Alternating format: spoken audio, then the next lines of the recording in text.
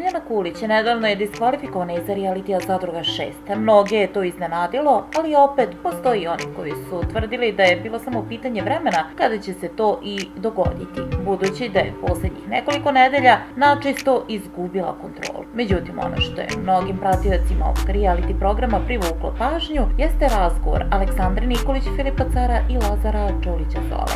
Sedeći u dnevnom boravku na uganoj garnituri, čavrljali su na razne teme, a u jednom momentu je Alex sasvim slučajno otkrila, kako ona kaže, plan produkcije.